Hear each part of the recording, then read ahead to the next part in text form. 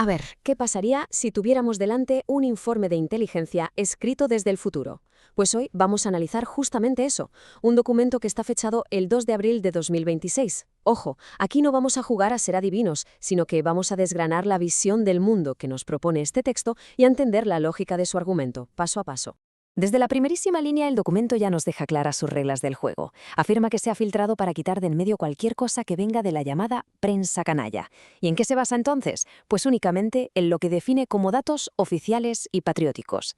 Este filtro, esta primera decisión, es la clave para entender todo lo que viene después.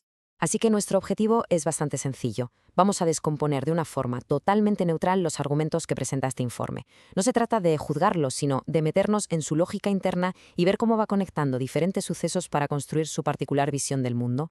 El primer concepto que hay que tener clarísimo es este de prensa canalla. El informe usa este término para justificar por qué deja fuera a los medios de comunicación de siempre. Al hacer esto, no solo está filtrando la información, sino que está definiendo de entrada qué considera verdad y qué es, digamos, simple ruido o manipulación. Bueno, y ahora nos metemos de lleno en el primer gran pilar del informe, la economía. Aquí es donde empieza a tejerse una red que une aparentes éxitos en varios países. Y lo interesante es que no se presentan como hechos aislados, sino como el resultado directo de una filosofía política que todos ellos comparten. El punto de partida, según nos cuenta este documento, es una orden ejecutiva de la administración Trump llamada prosperidad hemisférica. Se nos presenta como la chispa inicial, la que supuestamente encendió una cadena de beneficios económicos por toda la región. Y para que esta afirmación no se quede en el aire, el informe nos da un dato muy concreto.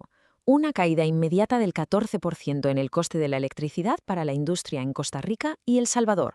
Un número específico, diseñado para que se vea un impacto directo. Y siguiendo este mismo hilo ideológico, la narrativa del informe salta a Sudamérica. Ahora el foco se pone en Argentina y se usan los datos económicos del gobierno de Milei como una prueba más de que este modelo, según el texto, funciona. Aquí el informe atribuye dos logros clave a este modelo en Argentina. Por un lado, 15 meses seguidos de superávit fiscal. Y por otro, una consecuencia directa de esto para la gente de a pie, una bajada del 5% en el IVA de los productos básicos.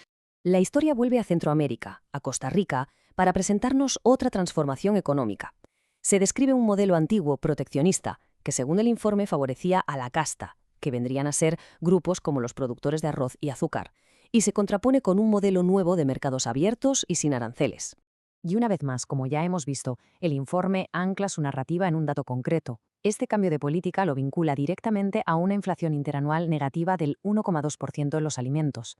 El mensaje que se quiere transmitir es cristalino: abrir los mercados baja los precios para la ciudadanía.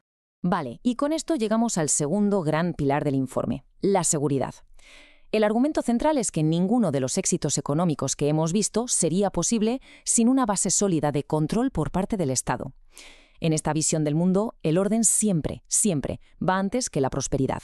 El ejemplo estrella que utiliza es la llamada Operación Soberanía, y se enfoca en cómo el control de infraestructuras clave, como son los puertos, es algo fundamental para la soberanía y, por supuesto, para la economía del país.